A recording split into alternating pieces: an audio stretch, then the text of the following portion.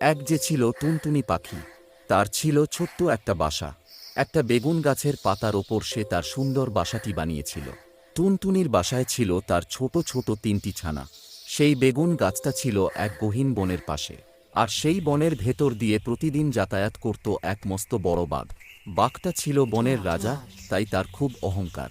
সে যখন পথ দিয়ে যেত, তখন ধূপধাপ শব্দ হতো, আর বনের সব পশু পাখি ভয়ে লুকিয়ে পড়ত। কিন্তু আমাদের টুনটুনি মোটেও ভয় পেত না। সে ছিল খুব চালাক। বাঘ যখনই বেগুন গাছের পাশ দিয়ে যেত, টুনটুনি অমনি বাসা থেকে মুখ বের করে মিষ্টি সুরে বলতো, নমস্কার মহারাজা, আপনি ভালো আছেন তো? বাঘ ভাবত, বাহ, এই পিচ্চি পাখিটা আমাকে কত সম্মান করে, আমাকে দেখলেই সেলাম ঠুকে। তাই বাঘ টুনটুনির ওপর খুব খুশি ছিল। সে টুনটুনিকে কিছুই বলতো না, বরং খুশি হয়ে লেজ নেড়ে চলে যেত। এভাবে দিন কাটে। আস্তে আস্তে টুনটুনির ছানাগুলো বড় হতে লাগল, তাদের ডানা শক্ত হলো। একদিন টুনটুনি তার ছানাদের জিজ্ঞেস করল, বাছারা, তোরা কি এখন উঠতে পারবি? ছানারা ডানা ঝাপটে বলল, হ্যাঁ মা, আমরা এখন খুব জোরে উঠতে পারি। টুনটুনি তখন বলল, বেশ, তাহলে আর চিন্তা নেই। আজ আসুক ওই বাঘ, দেখবি কি মজাটাই না করি। বিকেলবেলা বনের সেই রাস্তা দিয়ে বাঘ আবার হেলে দুলে আসছে। বাঘ তো জানেই টুনটুনি তাকে দেখলেই ভক্তি করে সেলাম দেবে।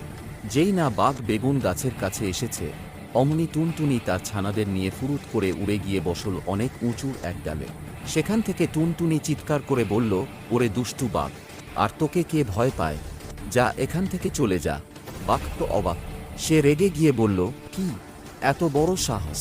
দাঁড়া, আজ তোকে চিবিয়ে খাব। এই বলে বাঘ দিল এক মস্ত লাফ। কিন্তু টুনটুনি কি আর বোকা, সে তো ডালে বসে আছে। বাঘের থাবা তো সেখানে পৌঁছালেই না, উল্টো বাঘের নাকের ডগাতে বেগুন গাছের কাঁটা ফুটে গেল। বাঘ রাগে গর্জন করতে করতে আবার লাফ দিল। টুনটুনি তখন আরও এক কাঠি সরেস। সে চট করে উড়ে গিয়ে বাঘের নাকের ফুটোর ভেতর ঢুকে সুরসুরি দিতে লাগল। বাঘের তখন কি অবস্থা! সে না পারে টুনটুনিকে গিলতে, না পারে বের করতে। নাকের ভেতর টুনটুনি ডানা ঝাপটায়, আর বাঘ বেচারা হাঁচো হাঁচো করে হাঁচতে থাকে।